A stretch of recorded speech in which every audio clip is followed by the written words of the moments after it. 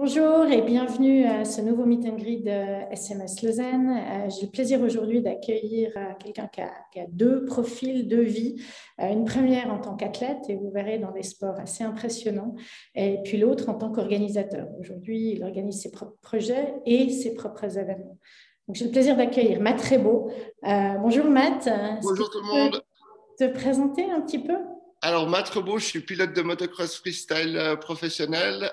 J'ai reçu ma première moto à l'âge de 4 ans et j'ai débuté ma carrière professionnelle à 18 ans.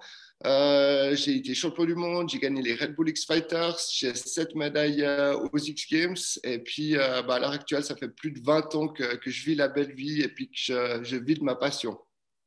Voilà, c'est génial, on va pouvoir parler de tous ces événements assez mythiques, en tout cas pour les sports d'action, les sports extrêmes. Ça résonne passablement, ça résonne bien dans nos oreilles. Mais nous, on se connaît depuis longtemps. Sauf erreur, c'était à l'époque de freestyle.ch que j'avais la chance de co-organiser. Tu l'as gagné, mais ta première fois, c'était quand, en fait, ton premier gros événement en Suisse? Alors, Freestyle.ch, c'était mon premier gros événement en Suisse, c'était en 99. C'était vraiment le début du motocross freestyle. Et puis pour moi, d'aller sur un gros événement comme ça, il y avait justement Tony Hawk qui était aussi présent pour le skate. C'était vraiment un peu le kid's dream come true. Et puis, c'était vraiment une super bonne expérience. Et puis, c'est un peu là que ma carrière est partie, que je me suis fait connaître et puis que je suis rentré dans ce monde de freestyle.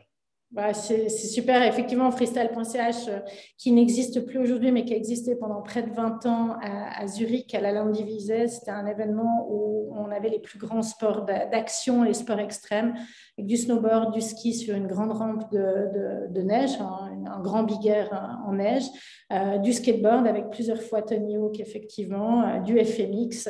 Et puis, à l'époque, il y avait encore du BMX à cette époque-là. Voilà, après, ça a changé. Sauf erreur, tu viens de Suisse romande, tu viens du canton de Fribourg, de Payerne, si je ne me trompe pas. Comment, en venant de Payerne, on devient un grand champion de freestyle motocross? Alors pour commencer, en fait, c'est un sport familial. Mon grand-père faisait de la moto, mon père en a aussi fait. Et puis naturellement, j'ai suivi la ligne. Après, je suis le premier freestyler de la famille. Donc, mon père faisait du motocross. J'ai commencé par le motocross. Et puis après, je me suis tourné vers ce côté freestyle. En cross, j'ai toujours été bon dans les sauts, mais pas très bon dans les virages. Donc, je me suis tourné naturellement vers le freestyle, au grand désespoir de mon père à l'époque. Mais disons que maintenant, c'est cool parce qu'il me suit et puis c'était une super expérience. Après, c'est sûr, sport motorisé en Suisse, le sport motorisé n'est pas très populaire, c'est pas facile pour trouver des terrains d'entraînement, pour se faire accepter, c'est pas facile, mais disons que j'y ai réussi. Ouais. Et tu parles de ton papa, et si je me souviens bien, ton papa t'a accompagné et était avec toi sur la plupart de ces gros événements. En tout cas, en Suisse, je me souviens bien de votre équipe, en fait, que vous formiez les deux. Ouais, on a toujours fait ça en famille. Mon père a toujours été présent, il s'est toujours occupé de la mécanique de la moto. Et puis aussi, du coup, de m'aider à gravir. C'est sûr que lui, c'était dur parce qu'il venait vraiment du cross, qui est vraiment un sport physique et très de compétition. Et puis, il voyait un peu ça d'un mauvais œil que je parte un peu vers le freestyle qui était plus fun, plus relax, avec un autre style. Mais disons que c'est cool parce qu'il m'a toujours suivi et puis il a toujours accepté dans les choix que j'ai faits. Et puis c'était vraiment une grosse force de l'avoir toujours derrière moi parce que du coup c'est mon père et puis quand je fais des choses pas bien, il me le dit directement, il les cache, il me connaît bien. Donc alors c'est sûr que des fois ça met beaucoup de tension, mais une fois qu'on a réussi à passer sur cette tension, c'est tout bénéfique. En tout cas, ça t'a bien réussi et j'aimerais qu'on parle un petit peu de ces compétitions mythiques dans lesquelles tu es allé. Commençons peut-être par les X-Fighters. Aujourd'hui, on parle beaucoup de l'expérience des spectateurs dans le sport. Nous, dans les sports d'action et les sports extrêmes, c'est quelque chose qu'on connaît depuis longtemps, de mixer l'action avec la musique, mais les X-Fighters allaient encore une étape plus loin. Est-ce que tu peux nous expliquer un petit peu les coulisses de cet événement et puis un petit peu l'expérience que vous essayez en tant qu'athlète de procurer aux spectateurs qui étaient là? Alors, ce qui est vraiment cool sur les X-Fighters, c'est que chaque stop a une histoire, c'est dans un endroit spécial. Quand c'est les Red Bull X-Fighters de Madrid, c'est dans l'arène des Toreadors de Madrid. Quand on était au Texas, c'était plus cowboy. Il y a toujours un style avec l'événement qui fait l'événement très particulier. Après, ce qui est cool, c'est que les Red Bull X-Fighters, c'est bien sûr un show télé, mais aussi avec beaucoup de public. Donc, qui rend le truc vraiment sympa. Toujours une organisation très professionnelle où ils prennent vraiment soin des pilotes. Et puis, ils font vraiment monter le truc en fait que ta place pour les X-Fighters est chère et il faut la gagner, puis il faut la mériter sur l'événement. Donc, c'est toute une ambiance des Red Bull X-Fighters où je crois que tout le monde est très fier déjà rien que d'y participer. Alors après, quand tu peux monter sur le podium, c'est le Saint Graal. Et toi, tu es monté plusieurs fois. Oui, j'ai eu la chance de monter plusieurs fois. C'était toujours des expériences aux quatre coins du monde extraordinaires. Ça m'a fait voyager, ça m'a permis de rencontrer des gens extraordinaires. On était au Japon, on était au Mexique, Texas, Brésil, enfin plein de trucs différents. Ça m'a fait vraiment découvrir une façon d'organiser des événements et un concept extraordinaire.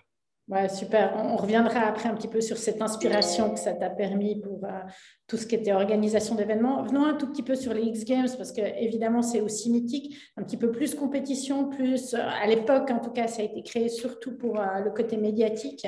Mais participer aux X Games, je crois qu'il n'y a pas beaucoup de pilotes de FMX européens qui ont pu participer à autant de X Games que toi et avoir autant de médailles.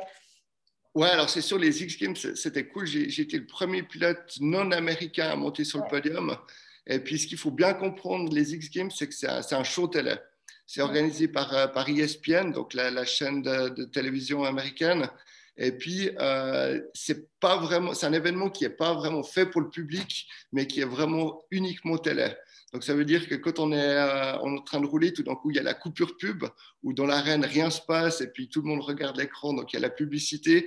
Et puis, c'est vraiment un show télé où tu vois que c'est organisé vraiment à l'américaine. Il y a pas d'ambiance dans le stade. Le speaker, c'est en fait le speaker de la télévision qui est mis dans le stade. Donc, c'est une ambiance très particulière. Et puis, ben, aussi, les places sont chères. Tout le monde, c'est un peu les X Games, j'ai envie de dire, c'est un peu les Jeux Olympiques pour les sports extrêmes. C'est une fois par année et il ne faut pas se louper, il faut être présent le bon moment, être en forme. Et puis tout le monde roule à 120%. Donc c'est toujours difficile. J'ai jamais réussi à les gagner. J'ai fait 3 fois deuxième, mais c'est un peu le gros truc qui me manque dans ma carrière. J'ai jamais réussi à avoir la médaille d'or aux X Games. Mais par contre, c'était tout le temps une bonne expérience. Et puis, c'était un peu le rêve américain que je vivais de rouler là-bas. Bah, en tout cas, bravo. Je crois qu'un palmarès pareil. Et effectivement, nous, on s'est revus, re-rencontrés à un moment où tu étais blessé. Je crois que dans un de ces événements, tu es tombé. Et tu en as profité pendant cette convalescence, en fait, pour avoir envie de te former. À l'époque, on avait parlé ensemble. Et puis, effectivement, toutes tes visites et toutes tes présences dans ces événements, je pensais que l'événementiel et le sponsoring, donc les formations qu'on avait en effet événementiel et sponsoring, pouvaient t'amener un plus parce que tu avais déjà le côté athlète. Donc, tu comprenais bien qu'est-ce qui attire un athlète dans un événement, qu'est-ce qui fait qu'on y est bien, qu'est-ce qui fait qu'on est bien accueilli et qu'on a envie d'y revenir. Finalement, t'apporter les notions, je dirais, théoriques ou les manières de faire du côté organisation, c'était un plus. Tu as fait ce cours il y a quelques années maintenant, et puis tu as pu, donc l'idée de ce cours, c'était aussi que chacun des étudiants développe un projet, et je crois que finalement, même si ça a été un petit peu différent que ce que tu avais fait comme projet pendant la formation, mais tu as pu réaliser ce projet en mode Covid. Est-ce que tu peux nous l'expliquer un petit peu? Oui, alors moi, c'est une longue histoire. Alors, effectivement, il y a 5 ans en arrière, je me suis blessé gravement, où tout d'un coup, je me suis retrouvé dans une situation où les médecins n'étaient pas sûrs que je puisse reprendre du sport à haut niveau. Donc, c'est là qu'on a discuté. Puis que, bah, disons que moi, l'événementiel, mon sport, c'est toute ma vie. Et puis, je voulais, même si je pouvais plus rouler, rester dans ce milieu que j'aime. Donc, c'est pour ça que j'ai fait cette formation qui m'a justement énormément aidé et puis qui m'a permis de m'ouvrir des portes pour justement m'engager plus dans le côté événementiel. Jusqu'à l'année passée, je m'occupais plus vraiment du côté freestyle dans l'événement du côté freestyle. Donc, j'ai travaillé pour le Supercross de Genève où j'organisais justement tout le plateau freestyle avec les pilotes et puis le show. Et puis, justement, en arrivant l'année passée, tous les événements sont annulés avec le Covid. Et je me retrouve avec plus un seul événement sur l'année. Et c'est là que justement, je me suis dit, je me suis formé dans l'événementiel et je suis parti de prendre le challenge d'organiser de A à Z mon événement. Donc, j'ai organisé le Drive-In Freestyle Show l'année passée à Payerne. Et puis, bah, c'est sûr que sans ma formation, ça aurait été juste impossible. Parce que du coup, j'ai tout organisé. Enfin, l'idée m'est venue 2 mois avant l'événement, parce que je voulais que ça soit pendant les vacances d'été. Donc, j'ai fait vraiment, c'était 2 mois, jour et nuit. Je mangeais drive-in, je dormais drive-in, et c'était une super expérience. Et puis, justement, sans cette formation, j'aurais jamais réussi à m'en sortir dans cet événement. Et puis, pour moi, c'est une grande fierté d'avoir réussi, que l'événement a marché. Les gens ont répondu présent. On a eu le Sport Dimanche qui est venu refaire un reportage sur l'événement. Donc, c'était justement tout bénef. Et puis, le truc vraiment cool, c'est que du coup, j'ai pu prouver que j'étais un athlète qui faisait du motocross freestyle, mais que j'étais aussi capable d'organiser un événement. Et puis, c'est aussi là que la formation m'a vraiment énormément aidé parce que il y a beaucoup d'athlètes qui veulent se lancer dans l'événementiel. Mais après, maintenant, il faut prouver qu'on tient la route. C'est ça le principal. Et puis, ce qui est cool en étant athlète, c'est que tu as déjà les connexions avec les sponsors. Tu connais beaucoup de monde, tu connais le milieu. Mais après, de les connaître, ce n'est pas seulement ça qu'ils font, qui vont te donner de l'argent. Il faut être aussi crédible. Il faut leur montrer que tu sais de quoi tu parles et puis qu'arriver avec un bon dossier. Et puis, c'était aussi une fierté pour moi quand je suis arrivé vers mes sponsors, je leur ai proposé justement ce drive-in, je leur ai montré le dossier, puis ils étaient, ah, mais c'est toi qui as fait le dossier ou... Puis j'étais, ouais, c'est moi qui ai fait le dossier. Puis c'est là que j'ai pu aussi expliquer que j'avais fait une formation. Et puis, du coup, c'est pas... Justement, je crois que pour réussir un événement, il ne faut pas être bon dans un truc, il faut être vraiment bon dans plein de choses différentes qui vont faire la pyramide, qui vont faire que tu arrives à la fin. C'est super l'explication que tu en fais. Effectivement, moi je trouve vraiment super que tu aies pu réaliser cet événement en vrai. Tu n'es pas le seul dans le cours qui a réussi à concrétiser tout ça, mais vraiment bravo. Tu parles aussi de ton sponsor. On voit derrière toi, j'aimerais bien que tu nous racontes un Les petit peu. casques. Il y a une histoire sur les casques, hein, le niveau d'athlète chez Red Bull. Peut-être qu'on peut faire une petite parenthèse là-dessus. Puis après que tu nous expliques comment tu as finalement réussi à convaincre ton sponsor parce qu'aujourd'hui, tu n'es plus champion du monde. Il y a d'autres personnes, il y a d'autres pilotes de motocross qui font ce que tu faisais à l'époque. Mais toi, tu as réussi à te renouveler et à toujours les garder comme partenaires. Et ça, je trouve assez génial. Oui, alors j'ai beaucoup de choses. Ça fait maintenant 15 ans que je suis chez Red Bull. Red Bull a vraiment beaucoup de règles. Pour être athlète Red Bull, ça se fait pas, ça se fait pas en un simple contact et puis qui te donne le contrat. La règle principale qu'ils ont pour être athlète Red Bull, c'est qu'au début, on est considéré comme Friends of Red Bull. Ça veut dire qu'on n'a pas de contrat, on n'a pas d'argent, mais on reçoit des canettes à la maison. Et puis, à peu près pendant une année, ils vont un peu voir comment tu réagis avec la canette, si tu consommes ou pas, si tu aimes le produit, l'image que tu as. Et puis, ce qu'ils veulent, c'est que tu gagnes ton casque. Alors, en fait, moi, j'ai gagné mon casque au Supercross à Genève, où j'étais le premier pilote européen à faire un backflip. C'était en 2004.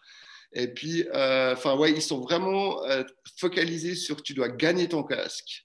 Et puis après, une fois que tu l'as, du coup, c'est pas à vie. Il faut chaque année, en fait, gagner ton casque et puis gagner ton contrat. C'est chaque fois des contrats d'année en année. Et puis, bah justement, alors effectivement, j'ai eu mes grandes années où je gagnais tout. Maintenant, c'est sûr que je suis plus le petit jeune qui monte, je suis plus le vieux qui essaie de rester dans la course. Et puis, mais après, c'est aussi ça qui est cool avec Red Bull, c'est on a pas mal discuté. J'ai dû juste prouver ma motivation à explorer d'autres chemins. Disons qu'on va dire la première partie de ma carrière, c'était vraiment compétition, résultat, résultat à fond. Et puis bah, maintenant, c'est plus découvrir d'autres chemins, comment pratiquer mon sport différemment. Maintenant, je roule avec une moto électrique. Je fais pas mal de projets vidéo.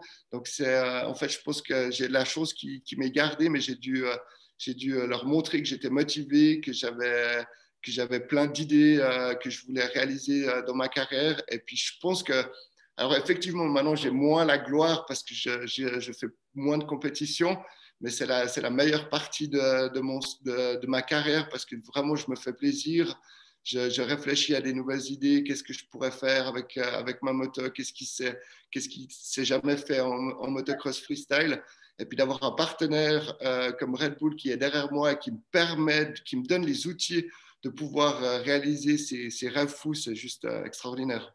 Ah, c'est génial. Et bah, tu nous as parlé un tout petit peu de ta moto électrique. C'est vrai que tu m'en avais déjà parlé à l'époque. J'étais un peu sceptique. Mais franchement, tu as prouvé que tu pouvais faire quelque chose avec ça. Et je crois que tu es un des premiers qui a vraiment réussi à sauter et que maintenant, tu peux même presque faire les figures que tu faisais avant avec une moto traditionnelle. C'est juste? Voilà, ouais. Alors, c'est un gros challenge que j'ai pris. En fait, bah, effectivement, c'est aussi dans mon parcours de carrière, en fait, bah, du coup, j'arrivais plus à gagner parce que les jeunes étaient meilleurs. En fait, quand tu as un gamin de 18 ans qui arrive et puis qui fait le backflip et tout, moi, quand on a bientôt 40, ça devient difficile. Et puis, c'est là que je me suis concentré à voir cette nouvelle vision de la moto électrique parce que ce qu'il faut comprendre, le gros problème pour un pilote de motocross freestyle, c'est de trouver des terrains d'entraînement. Dès que tu es en Suisse et que tu roules, tu fais du bruit, les gens se plaignent et puis c'est impossible de s'entraîner. Donc avec la moto électrique, ça m'a ouvert énormément de portes. Je peux rouler dimanche, l'été, je peux rouler le soir. Je dérange personne depuis que j'ai cette moto électrique. Mes voisins m'adorent, on va dire. Et puis, disons et puis c'est aussi, je me suis rendu compte, ça m'a ouvert vraiment beaucoup de portes sur les événements parce qu'il y a plein d'événements en Suisse qui sont sport motorisé, on ne veut pas. Mais dès que tu arrives avec une moto électrique qui ne fait pas de bruit et puis qui est différente, ça t'ouvre les portes. C'est sûr qu'il y a toujours le vieux fan de motocross qui, lui, a besoin du bruit, qui a besoin de l'odeur du gaz, qui va vraiment pas être motivé par la moto électrique. Et puis, c'est aussi ça qui est aussi cool d'avoir pris cette direction, de voir les différences de mentalité qu'il y a entre les gens, entre la nouvelle génération, les jeunes qui sont vraiment fans de cette moto électrique et qui n'ont pas besoin du bruit ni de l'odeur. Et puis moi, je suis persuadé que ça va être un peu comme les restaurants quand c'était fumeur, quand ils ont pris la loi, ils ont dit ah, on ne peut plus fumer à l'intérieur, il n'y aura plus personne dans les bars, s'il n'y a pas cette odeur, si on ne peut pas fumer dans les bars, ça perd tout le charme. Ouais. Et puis on peut voir que maintenant, pas du tout, et puis que ce serait même impensable de manger à côté de quelqu'un qui fume. Donc je pense que ça va être exactement la même chose avec la moto et la moto électrique. C'est juste que ça prend du temps. Et puis, c'est aussi, je pense, une de mes forces avec Red Bull, c'est que bah, j'ai vu le truc que c'était possible. J'étais intéressé aussi de me lancer à 100% là-dedans. C'était pas facile, mais c'est cool parce que la plupart de mes sponsors ont suivi. Et puis c'est une réussite maintenant. Et ça t'a pris combien de temps d'arriver à faire les mêmes figures en moto électrique? On va dire, ça m'a pris on va dire 2 mois pour que j'arrive à faire plus ou moins les mêmes figures, et Ouais. puis 4 à 6 mois pour être vraiment à l'aise. Ok. Alors après, c'est sûr que ben, c'est comme dans tout, le premier jour que tu roules avec, tu es là, ah ouais, c'est génial et tout. Et puis après une semaine, tu te rends compte ce qu'il faut changer, quelle figure tu n'arrives plus à faire avec, ou tu galères un peu, puis tu stagnes dans ta Ouais. progression. Et puis après, à force de faire des heures et des heures, parce que le pilotage est complètement différent. Techniquement, ben, il n'y a pas de vitesse, il n'y a pas d'embrayage. l'inertie du moteur est complètement différente. Et puis, pour certaines figures, c'est plus difficile et pour d'autres, c'est plus facile. Mais du coup, il m'a fallu, ouais, je pense bien 6 mois pour être vraiment à l'aise sur la moto et vraiment être comme avant. Ok. Et d'ailleurs, je crois que bah, tu as réalisé cet hiver un projet assez fou. Normalement, tu es dans le terrain, dans la terre, etc. Et là, je crois que tu as complètement décalé les choses. Tu es allé dans la neige, tu es allé sur la neige. C'était quoi ce projet? Je crois que c'était à l'Axe, c'est juste? Voilà, l'axe, le Snow MX, bah, c'est aussi un bel exemple de voir qu'avec la moto électrique, les portes que ça m'a ouvertes, ça aurait été impossible de pouvoir aller dans une station comme l'axe sur les pistes de ski avec une moto normale, une moto explosion. Et puis, ils ont accepté parce que justement, ils sont à fond dans la mobilité électrique et puis que ça leur plaisait cette image de moto électrique. Donc, on est parti pour faire en fait essayer de sauter tout le snowpark avec une moto. C'était vraiment une mission. Il y avait plein de contraintes qui étaient ben, la température. Il fallait que la neige soit suffisamment gelée pour que, pas que la moto se plante. Je roulais à l'axe avec des pneus à clous. Mais après, ben, d'une fois qu'on avait géré toutes ces nouveautés, ces difficultés, les images sont vraiment cool. Et puis, c'était un super projet. Ça nous a pris pas mal de temps. Ça nous a bien pris. Alors, le premier meeting que j'ai eu avec la station de l'Axe, c'était il y a 3 ans en arrière, pour déjà les convaincre, avoir la permission, faire les tests, se rendre compte à quel moment de la journée la neige était la meilleure pour moi, que c'était le mieux de le faire et tout. Donc, ouais, c'est un projet qui a pris 3 ans, mais avec un super résultat. Ouais, c'est clair, les images sont exceptionnelles et de nouveau, je pense que tes talents d'organisateur t'ont aidé aussi à mener ce projet à bien parce que voilà, il y a le côté où tu dois rider, tu es l'athlète, mais il y a aussi le côté où c'est toi le chef de projet, l'organisateur et l'initiateur du projet.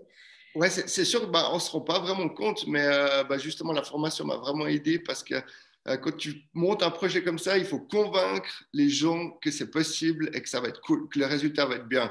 Et puis, bah, alors, c'est ça que bah, justement, tu m'as vraiment appris à faire des bonnes représentations, des présentations PowerPoint que je savais vraiment pas faire avec. Puis, j'en ai vraiment fait beaucoup. Quand tu vas justement rendre visite aux gens de la station, si tu peux leur présenter une présentation qui tient un peu la route avec des belles images, avec exactement bien précis ce que tu veux faire, ce que tu veux employer, c'est vraiment ça aide. Et puis on peut dire que ben, là, c'est pas de l'événementiel, mais ça m'a aussi aidé dans ce projet. Et ce qui est génial, je ne l'ai pas mentionné avant, mais bah, évidemment, cette formation événementielle et sponsoring, elle existe toujours. On la relance ici à la Maison du Sport international. Et on a derrière tous nos grands piliers pédagogiques des groupes, des groupes de personnes, donc des professionnels du domaine. Et là, pour l'événementiel et le sponsoring, maintenant, on est très heureux de t'accueillir parmi nous dans un groupe vraiment de grands organisateurs. On a des gens qui participent à Athletissima, on a un directeur d'Athletissima, on a des gens le directeur on parlait de l'Axe avant, de l'événement l'Axe Open en snowboard qu'on a eu en meet and greet aussi. On a passablement de monde là autour. Et toi, tu es là justement pour amener cette expertise d'athlète, mais aussi d'organisateur qui avait fait notre formation pour un petit peu nous dire qu'est-ce qui t'a manqué, qu'est-ce qui serait bien d'ajouter, etc. Et quels sont les points clés. Donc, déjà, merci de faire partie de ce groupe. Moi, j'aimerais te demander une dernière chose avant qu'on se quitte et on se reverra dans très très peu de temps parce que justement, on a des petites surprises qui vont arriver. On va faire des choses avec ta moto électrique et avec SMS. Enfin, j'espère, mais normalement, ce sera possible.